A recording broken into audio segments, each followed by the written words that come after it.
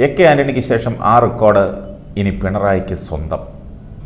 സർക്കാർ ജീവനക്കാർക്ക് ശമ്പളം മുടങ്ങിയത് എ.കെ. ആന്റണി മുഖ്യമന്ത്രിയായിരുന്ന കാലത്ത് മാത്രമായിരുന്നു.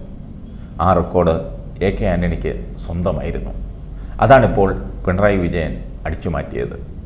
എ.കെ. ആന്റണി സർക്കാരിൻ്റെ കാലത്തും ശമ്പളവും പെൻഷനും അടക്കം മുടങ്ങുന്ന അവസ്ഥയിലെത്തിയിരുന്നു. ഇപ്പോൾ ആ അവസ്ഥയിലെത്തിയ പിണറായി സർക്കാരിന് കേന്ദ്രത്തിൽ നിന്ന് 4122 കോടി രൂപ ലഭിച്ചത് ആശ്വാസമായി. നികുതി വിഹിതത്തിൻ്റെ പതിവ് ഗഡുവായി 2736 കോടിയും അൺക്ലെയിംഡ് IGSTU വിഹിതമായി 1386 കോടിയും ചേർത്താണ് 4122 കോടി കിട്ടിയത്. സാധാരണഗതിയിൽ മാർച്ച് അവസാനമാണ് ഇത് കിട്ടാറുള്ളത്. അപ്രതീക്ഷിതമായി 1-ാം തീയതി, അതായത് ഇന്നലെ തന്നെ തുകയെത്തി.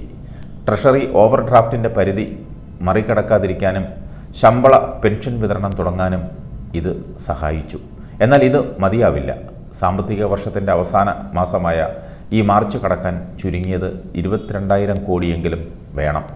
ട്രഷറി നിക്ഷേപത്തിൽ നിന്നെടുത്ത ശേഷം തിരിച്ചടച്ച വായ്പ വീണ്ടും ലഭ്യമാക്കിയും വൈദ്യുതി മേഖലയിലെ പരിഷ്കരണത്തിൻ്റെ പേരിലും 13,608 കോടി കണ്ടെത്താനാവും. പക്ഷേ അതിന് കേന്ദ്രം അനുവദിക്കണം. സുപ്രീം കോടതിയിൽ കേന്ദ്രത്തിനെതിരെ കൊടുത്ത കേസ് പിൻവലിച്ചില്ലെങ്കിൽ അനുമതി നൽകില്ലെന്നാണ് കേന്ദ്രത്തിൻ്റെ നിലപാട്. ഇനി പ്രതീക്ഷ മാർച്ച് 6-7 തീയതികളിൽ സുപ്രീം കോടതിയിൽ നടക്കുന്ന കേസിലാണ്. ഈ മാസം ശമ്പളം പോലും നൽകാൻ കഴിയില്ലെന്ന് ആശങ്കയുണ്ടായിരുന്നു. ട്രഷറിയിലും സഹകരണ ബാങ്കുകളിലും ക്ഷേമ ബോർഡുകളിലും നിന്ന് തൽക്കാലം ലഭ്യമാകുന്ന തുകയ്ക്ക് ഒരു പരിമിതിയുണ്ട്. ഇലക്ഷൻ പ്രഖ്യാപനത്തിന് മുൻപ് സാമൂഹ്യക്ഷേമ പെൻഷൻ വിതരണത്തിനുള്ള ഉത്തരവെങ്കിലും പുറത്തിറക്കണമെന്ന് സർക്കാരിന് ആഗ്രഹമുണ്ട്. സാമ്പത്തിക സ്ഥിതി മോശമായതിനാൽ അതിനു പോലും കഴിയാത്ത അവസ്ഥയാണ്. സർക്കാർ ജീവനക്കാർക്ക് ഒരു ഗഡു DA കുടിശ്ശിക നൽകുമെന്ന് നേരത്തെ പ്രഖ്യാപിച്ചിരുന്നതാണ്. ഇക്കണക്കിനാണെങ്കിൽ അതും വൈകിയേക്കും. നിലവിലെ ഓവർ ഡ്രാഫ്റ്റ് 3700 കോടിയാണ്. 3336 കോടിയാണ് ശമ്പളം കൊടുക്കാൻ വേണ്ടി വരുന്നത്. 2353 കോടി വേണം പെൻഷൻ കൊടുക്കാൻ. രണ്ടിനും കൂടി വേണ്ട തുക 5689 കോടിയാണ്.